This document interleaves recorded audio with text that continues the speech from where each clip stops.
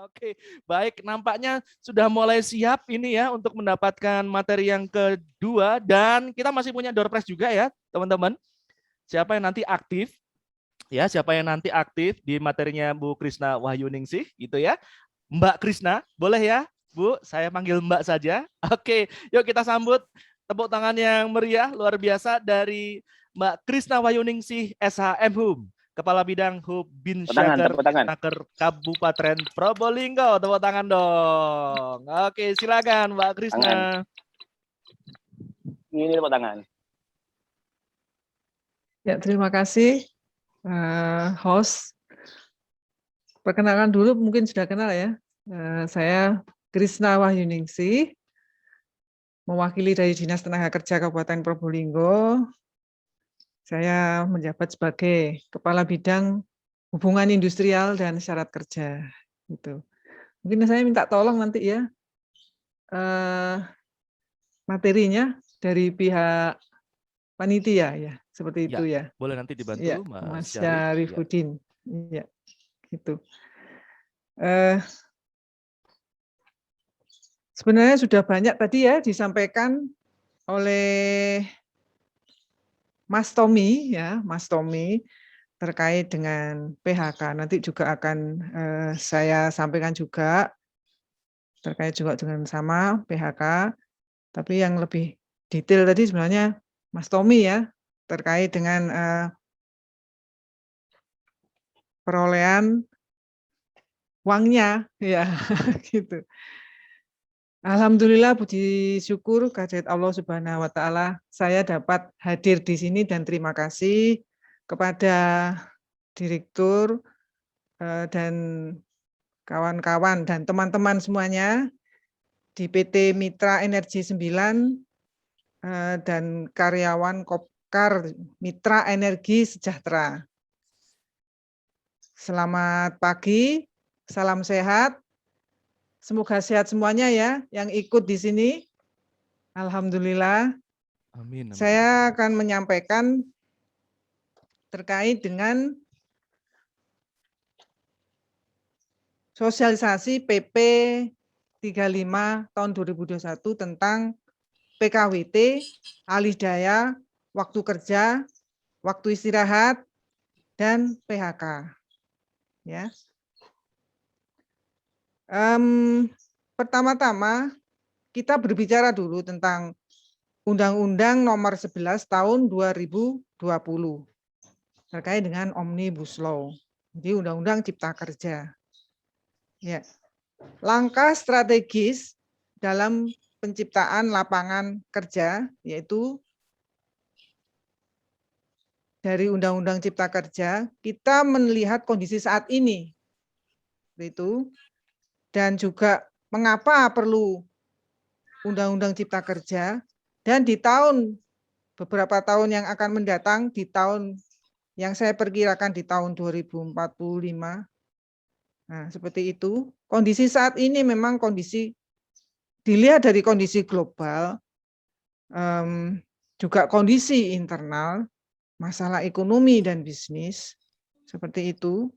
Kondisi global kami lihat adanya ketidakpastian juga, perlambatan ekonomi global, dinamika geopolitik, berbagai belahan dunia, serta terjadi perubahan teknologi industri, juga ekonomi digital. Kemudian saya sebutkan tadi juga kondisi internal. Nah, di kondisi internal pun seperti itu. Pertumbuhan ekonomi rata-rata kisaran 5,7% dalam 5 tahun terakhir dengan realisasi investasi lebih kurang sebesar 721,3 triliun rupiah pada tahun 2018 dan 792 triliun rupiah pada tahun 2019. Selanjutnya masalah ekonomi dan bisnis. Di situ terdapat adanya tumpang tindih juga regulasi, efektivitas investasi yang rendah, juga tingkat pengangguran, angkatan kerja baru, dan jumlah pekerja informal jumlah UMKM yang besar namun dengan produktivitas rendah. Selain kondisi saat ini, pada saat Undang-Undang Cipta Kerja, mengapa? Ada pertanyaan mengapa perlu ada Undang-Undang Cipta Kerja, teman-teman sekalian. Saya sebutkan, pertama penciptaan dan perluasan lapangan kerja untuk menampung pekerja baru serta mendorong perkembangan koperasi dan usaha mikro kecil dan menengah. Kemudian investasi yang berkualitas tentunya. Selain itu juga simplifikasi dan harmonisasi regulasi dan perizinan. Selain itu juga penciptaan kerja yang berkualitas. Selanjutnya bercita-cita untuk tahun 2045. Nah, sekarang 2021. Berapa tahun ini ya? Saya hitung antara 2021 sampai 2045. 24 tahun ya. Ya, Iya. 24 tahun, Mbak Krisna. Iya, yang kami harapkan itu Indonesia 2045 berdaulat, maju, adil, dan makmur daripada sekarang ini ya. Dengan memanfaatkan potensi perekonomian dan sumber daya manusia ke depan, maka Indonesia itu dapat masuk ke dalam 5 besar ekonomi dunia pada tahun 2045 dengan produk domestik bruto, kalau saya lihat itu sebesar 7 triliun dolar Amerika Serikat ya. Dan dengan pendapatan per kapita sebesar 27 juta rupiah per bulan. Next. Urgensinya Undang-Undang Cipta Kerja itu kalau kita tidak melakukan, apa yang terjadi? Dari yang awal saya sebutkan tadi, lapangan kerja akan pindah ke negara lain. Banyak buktinya seperti itu. Dan maksud kami lapangan kerja akan pindah ke negara lain yang apa? Yang lebih kompetitif. Kemudian daya saing pencari kerja relatif rendah dibanding negara lain. Penduduk yang tidak mau, penduduk yang tidak atau belum bekerja semakin tinggi. Nah, Indonesia terjebak dalam middle income trap seperti itu. Oleh sebab itu, Undang-Undang Cipta Kerja punya ruang lingkup dan sasaran. Nah, ruang lingkupnya secara umum peningkatan ekosistem investasi dan kegiatan berusaha, peningkatan pelindungan dan kesejahteraan pekerja, kemudahan pemberdayaan dan UMKM, dan peningkatan investasi pemerintah dan percepatan proyek strategis nasional. Sebenarnya itu sasaran perlindungan pekerja itu apa aja sih? Tenaga kerja yang belum bekerja, kemudian pekerja buruh yang bekerja atau disebut existing, kemudian pekerja buruh yang mengalami pemutusan hubungan kerja atau kita sebut PHK, seperti itu. Perlindungan dan kesejahteraan pekerja, yaitu perlindungan pekerja untuk pekerja dengan perjanjian waktu kerja tertentu atau disebut PKWT. Kemudian juga perlindungan hubungan kerja atas pekerjaan yang didasarkan alih daya. Ketiga, perlindungan pengupahan antara lain melalui upah minimum. Perlindungan pekerja yang mengalami pemutusan hubungan kerja atau PHK, dan kemudian perizinan bagi tenaga kerja asing yang memiliki keahlian tertentu yang masih diperlukan untuk proses produksi barang atau jasa. Sedangkan sistematika klaster ketenagakerjaan dan prinsip umum dari Undang-Undang Omnibus Law atau Cipta Kerja terdapat dalam bab 4 ya, Cipta Kerja, disusun dalam rangka penguatan perlindungan kepada tenaga kerja dan meningkatkan peran dan kesejahteraan pekerja buruh dalam mendukung ekosistem investasi.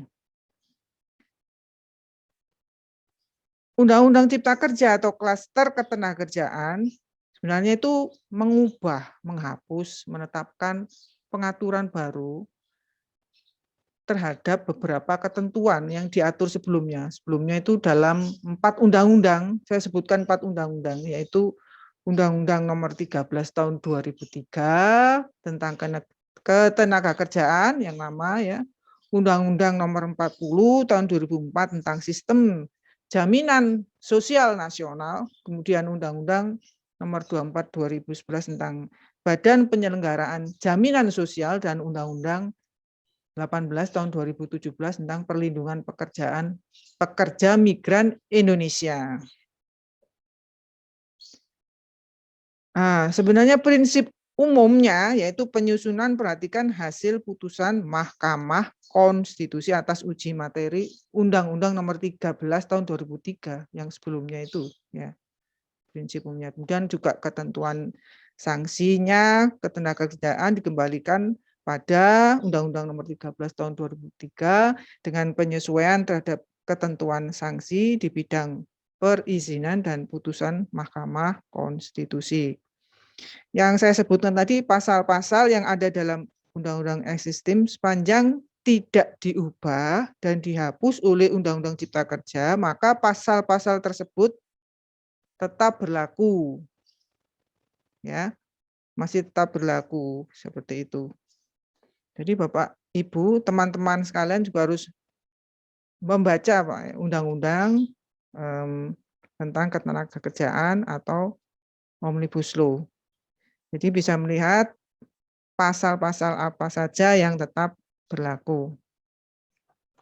Terkait dengan tenaga kerja asing, perjanjian kerja waktu tertentu, alih daya, waktu kerja dan waktu istirahat, pengupahan, PHK, pesangon, dan JKP, pengenaan sanksi perizinan di bidang ketenagakerjaan, diturunkan dari Undang-Undang Nomor 11 Tahun 2020, diturunkan ke PP, Peraturan Pemerintah Nomor 35 Tahun 2021.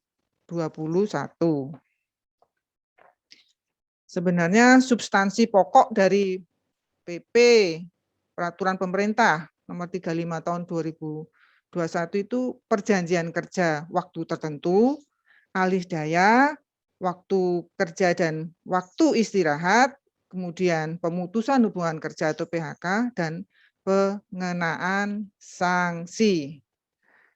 Itu tadi introduksinya ya sebelum adanya PP nomor 35 tahun 2021.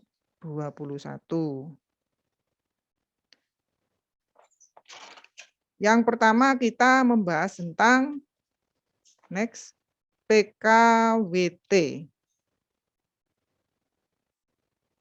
Ya.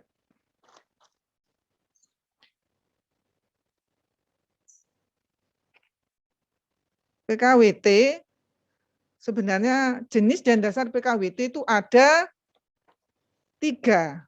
Ya. Ada 3. Ada 3. 1, berdasarkan jangka waktu. 2, berdasarkan selesainya suatu pekerjaan tertentu. Ya. 3, berdasarkan pekerjaan tertentu lainnya. Ya. Saya jelaskan yang berdasarkan jangka waktu, yaitu pekerjaan yang diperkirakan penyelesaiannya dalam waktu yang tidak terlalu lama. Kemudian pekerjaan yang bersifat musiman. Musiman maksudnya musim atau cuaca tertentu ya. Atau kondisi tertentu. Kondisi tertentu itu pekerjaan tambahan yang dilakukan untuk memenuhi pesanan dan target. Kemudian yang ketiga, pekerjaan berhubungan dengan produk baru, kegiatan baru, atau produk tambahan yang masih dalam percobaan atau penjajakan. Berdasarkan jangka waktu. Berapa lama jangka waktunya? Jangka waktu paling lama 5 tahun ya, berdasarkan jangka waktu. Dapat diperpanjang, teman-teman. dapat diperpanjang. Tapi ada dasarnya, berdasarkan kesepakatan ya, dengan jangka waktu keseluruhan PKWT beserta perpanjangannya tidak lebih dari 5 tahun. Ya. Tanda kutip kesepakatan ya. Kemudian yang kedua tadi berdasarkan selesainya suatu pekerjaan tertentu. Pekerjaan yang sekali selesai. Teman-teman mungkin sudah tahu ya. Pekerjaan yang sementara sifatnya. Nah itu ya. Pekerjaan tertentu. Jangka waktunya didasarkan apa? Teman-teman. Tadi kembali lagi kesepakatan para pihak dan dapat diperpanjang sampai batas waktu tertentu hingga selesainya pekerjaan ya. Itu yang berdasarkan selesainya suatu pekerjaan tertentu. Selanjutnya yang ketiga berdasarkan pekerjaan tertentu lainnya. Pekerjaan tertentu lainnya yang jenis dan sifat atau kegiatannya bersifat tidak tetap, berupa pekerjaan tertentu yang berubah-ubah dalam hal waktu dan volume pekerjaan serta pembayaran upah pekerja berdasarkan kehadiran. Jadi ini PKWT jenis ini dapat dilakukan dengan perjanjian kerja harian seperti itu. Untuk perjanjian kerja harian dilakukan dengan ketentuan bekerja, ada ketentuannya kurang dari 21 hari dalam 1 bulan ya. Apabila mencapai 21 hari atau lebih selama 3 bulan berturut-turut ya, berturut-turut, maka hubungan kerjanya demi hukum berubah menjadi PKWTT. Ya.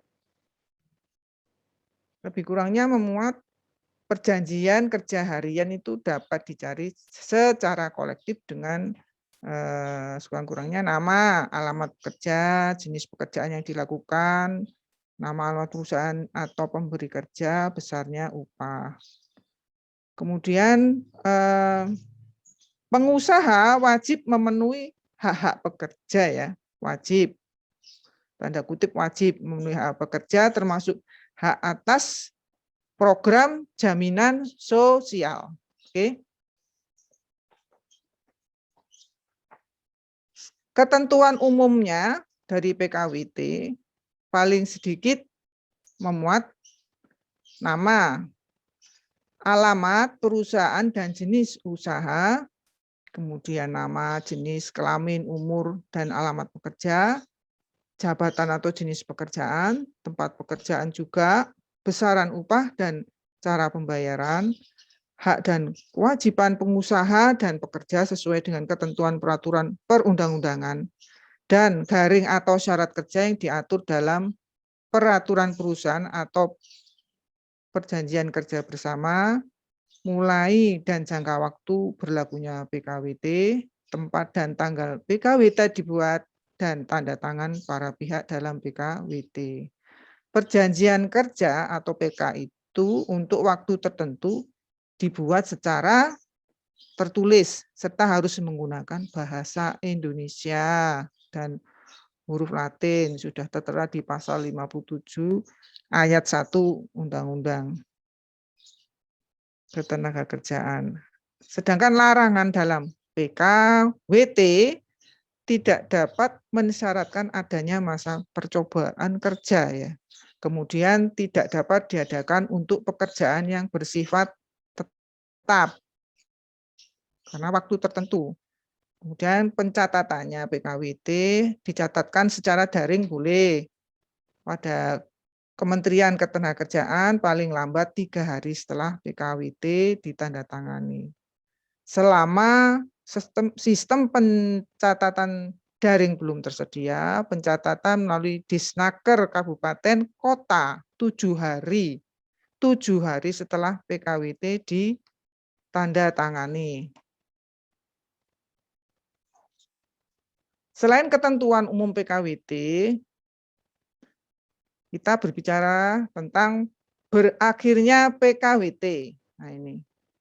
berakhirnya PKWT kita mendapat uang kompensasi. Uang kompensasi.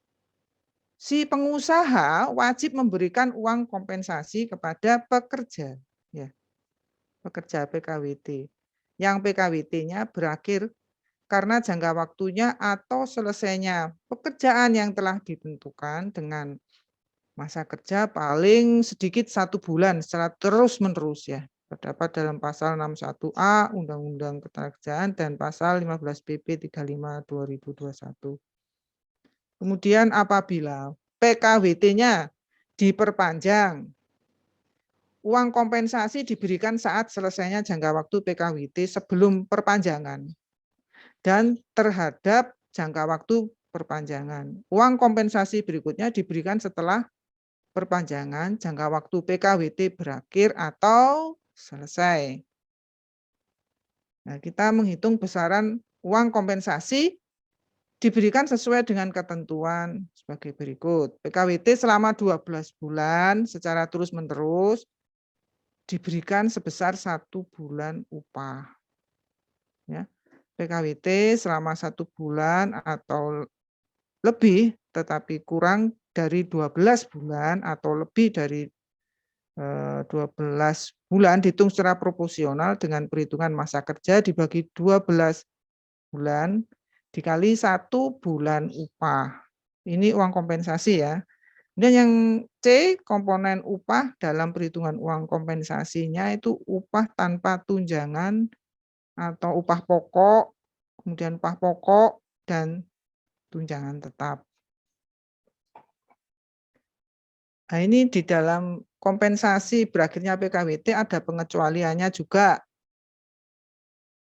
Pengecualiannya, uang kompensasi tidak diberikan dalam hal masa kerja PKWT kurang dari 1 bulan, ya, atau PKWT-nya berakhir karena 1, meninggal dunia, kemudian adanya putusan pengadilan dan atau putusan lembaga PPHI yang telah mempunyai kekuatan hukum tetap, kemudian keadaan atau kejadian tertentu yang dicantumkan dalam perjanjian kerja, peraturan perusahaan atau perjanjian kerja bersama yang dapat menyebabkan berakhirnya hubungan kerja, kemudian pekerja merupakan tenaga kerja asing, ya.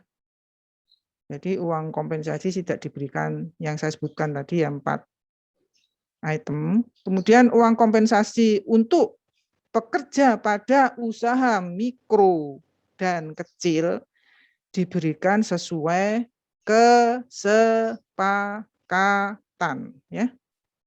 Itu ada di pasal 16 ayat 6 PP 35 2021. Dalam hal salah satu pihak mengakhiri hubungan kerja sebelum berakhirnya jangka waktu yang ditetapkan dalam PKWT atau PHK sepihak, ya. Pengusaha wajib memberikan uang kompensasi, wajib loh, ya, yang besarannya dihitung berdasarkan jangka waktu, ya, PKWT yang telah dilaksanakan oleh pekerja atau buruh.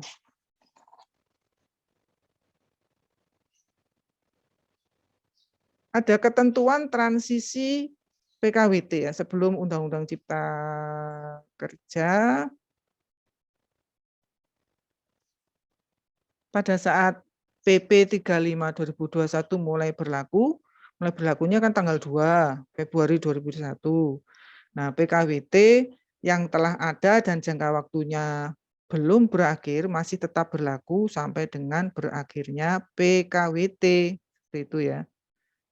Ini saya berbicara transisi, ya. Kemudian yang kedua, uang kompensasi untuk PKWT jangka waktunya yang jangka waktunya belum berakhir diberikan dengan ketentuan besaran uang kompensasinya dihitung berdasarkan masa kerja pekerja yang perhitungannya dimulai sejak tanggal diundangkan. Jadi ngitungnya mulai tanggal diundangkan Undang-Undang Cipta Kerja. Undang-Undang Cipta Kerja itu kan 2 November 2020. Ngitungnya seperti itu. Kemudian pemberian uang kompensasi berakhirnya PKWT tidak berlaku surut, ya. Untuk apa? Untuk PKWT yang telah berakhir sebelum PP 35 2021 disahkan, atau masa kerja yang telah dilakukan sebelum Undang-Undang Cipta Kerja disahkan. Untuk yang PKWT-nya masih berlaku ini ya. Itu. Dan selanjutnya saya menjelaskan tentang alih daya. Alih daya, jenis pekerjaan alih daya. Tadi PKWT, sekarang alih daya ya. Alih daya itu tidak lagi dibedakan antara pemborongan pekerjaan atau job supply atau penyediaan jasa pekerja buruh atau labor supply. Alih daya itu tidak lagi dibatasi hanya untuk pekerjaan penunjang. Ya, seperti itu. Jadi tidak ada lagi pembatasan jenis pekerjaan yang dapat dialihdayakan ya. Jenis pekerjaan yang bisa dialihdayakan tergantung pada kebutuhan sektor sekarang ya. Kemudian konsep pengaturan mengenai alih daya dalam peraturan perundang-undangan bidang ketenaga kerjaan dititik beratkan pada apa sebenarnya? Dititik beratkan pada perlindungan pekerjanya dalam konteks ya, konteksnya hubungan kerja, bukan hubungan bisnis ya, antara perusahaan pemberi pekerjaan dengan perusahaan alih daya. Tuh, okay. Kemudian perusahaan alih daya harus berbentuk badan hukum ya, dan wajib memenuhi perizinan berusaha yang diterbitkan oleh pemerintah pusat. Syarat dan tata cara memperoleh perizinan berusaha dilaksanakan sesuai dengan ketentuan peraturan perundang-undangan mengenai norma, standar, prosedur, dan kriteria perizinan berusaha yang ditetapkan oleh pemerintah pusat. Hubungan kerja antara perusahaan alih daya dengan pekerja buruh yang dipekerjakan didasarkan pada apa? Dasarnya hubungan kerjanya. Dasarnya hubungan kerjanya PKWT tadi atau PKWTT yang dibuat secara tertulis ya. Kemudian perlindungan. Nah, perlindungan pekerja, upah, kesejahteraan syarat kerja dan perselisihan yang timbul dilaksanakan sesuai dengan ketentuan peraturan perundang-undangan dan menjadi tanggung jawab perusahaan ya, perusahaan apa? Alih daya serta diatur dalam perjanjian kerjanya. Jadi diatur dalam perjanjian kerjanya dan peraturan perusahaan atau perjanjian kerja bersama. Diatur di situ ya nanti ya. Kemudian pengalian perlindungan pekerja alih daya berstatus PKWT. PKWT itu harus mensyaratkan pengalian perlindungan hak-hak bagi pekerja atau buruhnya apabila terjadi pergantian perusahaan alih daya dan sepanjang objek pekerjaannya tetap ada. Pekerjaan tersebut masih ada pada perusahaan pemberi pekerja yang sama. Kemudian pengalian pelindungan hak-hak bagi pekerja buruh artinya perusahaan alih daya yang baru memberikan perlindungan hak-hak bagi pekerja atau buruh minimal sama ya dengan hak-hak yang diberikan oleh perusahaan alih daya sebelumnya. Persyaratan pengalian perlindungan hak merupakan jaminan atas kelangsungan bekerja pekerja buruh yang hubungan kerjanya berdasarkan PKWT dalam perusahaan alih daya. Dalam hal pekerja PKWT tersebut tidak memperoleh jaminan langsung kerja, maka perusahaan alih daya itu bertanggung jawab atas pemenuhan hak-haknya pekerja tersebut. Jadi ini banyak haknya ini ya. Dari tadi hak terus.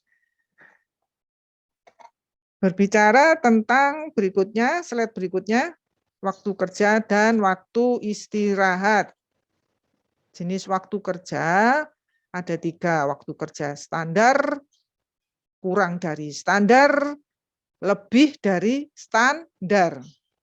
Waktu kerja standar juga ada 3, 7 jam ya per hari dan 40 jam per minggu. Jadi 6 hari kerja atau 8 jam. Kalau 8 jam per hari dan 40 jam per minggu berarti 5 hari kerja. Itu pun diatur ya, diatur di dalam perjanjian kerja, peraturan perusahaan maupun perjanjian kerja bersama. Berbicara kurang dari standar. Nah, jenis waktu kerja kurang dari standar, penyelesaian pekerjaan kurang 7 jam per hari. Kemudian menerapkan waktu kerja fleksibel atau dapat dikerjakan di luar lokasi kerja. Itu juga diatur ya di dalam perjanjian kerja. Yang jenis waktu kerja yang ketiga lebih dari standar, lebih ya, lebih. 1, untuk sektor tertentu. Kemudian yang kedua diatur dalam peraturan menteri dan diatur juga di dalam perjanjian kerja, peraturan perusahaan maupun perjanjian kerja bersama. Berbicara waktu istirahat dan cuti, teman-teman sekalian, 1 hari, ini yang mingguan, ada yang cuti tahunan, ada yang istirahat panjang, ini wajib ya, wajib ya. Yang mingguan itu 1 hari setelah 6 hari kerja atau 2 hari setelah 5 hari kerja atau berdasarkan peraturan menteri bagi sektor tertentu. Beda ya. Kemudian kalau cuti tahunan diberikan sekurang-kurangnya 12 ya. 12 hari kerja setelah bekerja selama 12 bulan. Kemudian istirahat panjang, perusahaan dapat memberikan hak istirahat panjang ya bagi pekerjanya. Selain waktu istirahat dan cuti juga ada kerja lembur. Maksimal lembur 4 jam ya per hari. Hitungannya maksimal 4 jam per hari dan 18. Ini banyak hitungannya ini. Jam ke upah lembur per jam. Istirahat mingguan hari libur resmi, 6 hari kerja. Ada hari libur resmi jatuh pada hari kerja terpendek. Istirahat mingguan hari libur resmi ada 5 hari kerja. Ada rumusnya ya. Tidak perlu lagi bagi pekerja golongan jabatan tertentu yang tanggung jawabnya sebagai pemikir, perencana, pelaksana, atau apa ya, pengendali jalannya perusahaan dengan waktu kerja tidak dapat dibatasi dan mendapat upah lebih tinggi. Pengaturan golongan jabatan tertentu diatur lagi dalam perjanjian kerjanya, peraturan perusahaan, perjanjian kerja bersama.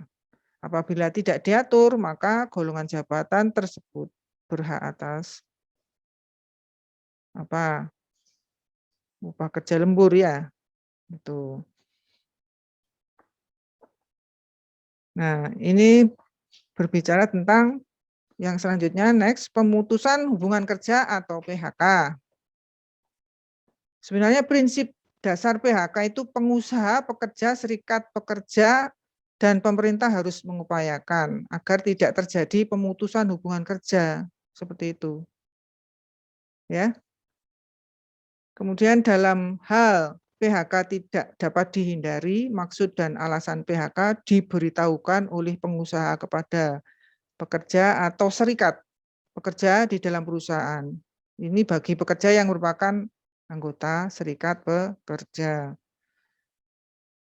Dalam hal pekerja telah diberitahu dan menolak PHK, penyelesaian PHK wajib dilakukan melalui perundingan. Apa perundingan apa? Bipartit antara pengusaha dan pekerja ya. Atau dengan serikatnya ya. Ada serikatnya, ada dengan serikat pekerja. Dan yang keempat, dalam hal perundingan bipartit tidak mendapatkan kesepakatan, nah PHK dilakukan melalui tahap berikutnya sesuai dengan mekanisme penyelesaian perselisihan hubungan industrial. Nah, bisa-bisa ke pengadilan, kalau sudah kena anjuran langsung ke pengadilan ya, seperti itu ya. Pemberitahuan PHK. pemberitahuan PHK itu berupa surat tertulis ya, yang memuat maksud dan alasan PHK, kompensasi PHK, serta hak lainnya bagi pekerja yang timbul akibat PHK. Nah, akibatnya apa? Pemberitahuan PHK disampaikan secara sah dan patut. Oleh siapa? Oleh pengusaha, ya, kepada pekerja dan atau serikat pekerja di dalam perusahaan. Ini pekerja yang merupakan anggota serikat pekerja. Kemudian jangka waktu pemberian pemberitahuan PHK. Nah, ini paling lambat itu 7 hari ya, 7 hari kerja sebelum PHK. Ya, paling lambat 7 hari sebelum PHK.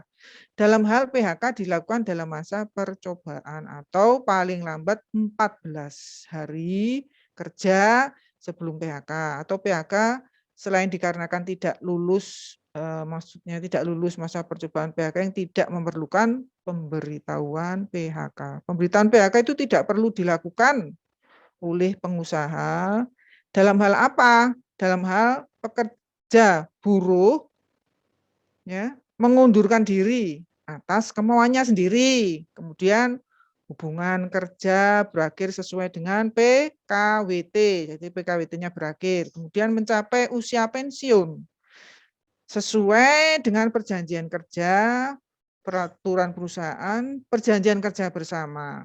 Kemudian meninggal dunia dan melakukan pelanggaran bersifat mendesak di PHK yang diatur dalam perjanjian kerja, peraturan perusahaan maupun perjanjian kerja bersama.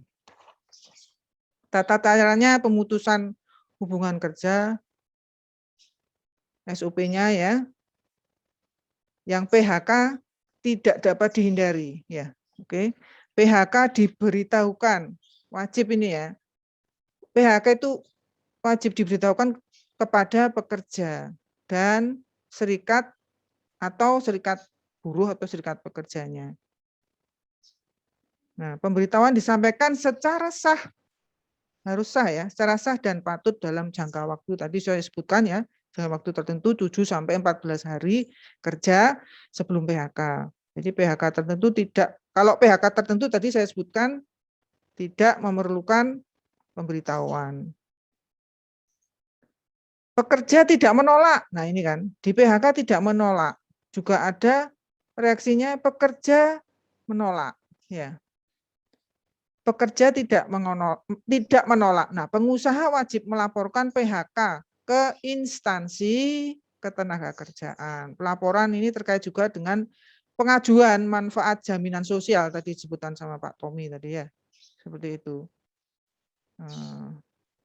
Kemudian penyelesaian PHK, ini pekerja yang menolak ya, yang menolak, bagi menolak. Penyelesaian PHK diselesaikan melalui mekanisme PPHI. Dan penolakan disampaikan dalam bentuk apa? Surat. Ya, harus pakai surat ya, teman-teman. Yang disertai dengan alasannya apa. Nah, tapi ya itu tadi, waktunya jangan lupa ya. Paling lambat 7 hari kerja setelah diterimanya surat pemberitahuan. Ya. Itu.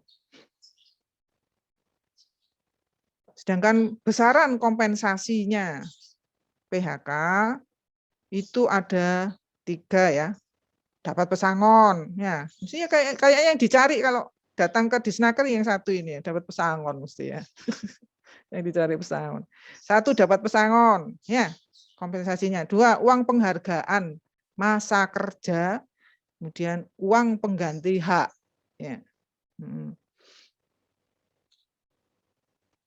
Korelasi kompensasi PHK dan program dana pensiun, pengusaha yang mengikut sertakan pekerja dalam program pensiun sesuai peraturan perundangan di bidang dana pensiun, iuran yang dibayar oleh pengusaha dapat diberitahukan sebagai bagian dari pemenuhan kewajiban pengusaha atau uang pesangon. Oke.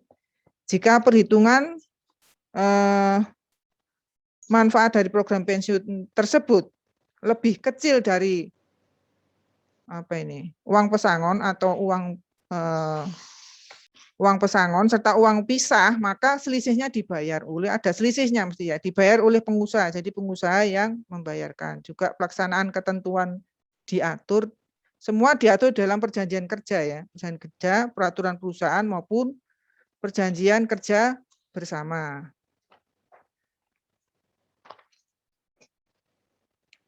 Ya, cukup untuk PHK saya sampaikan. Mungkin ada teman-teman perusahaan yang mau nanya, monggo.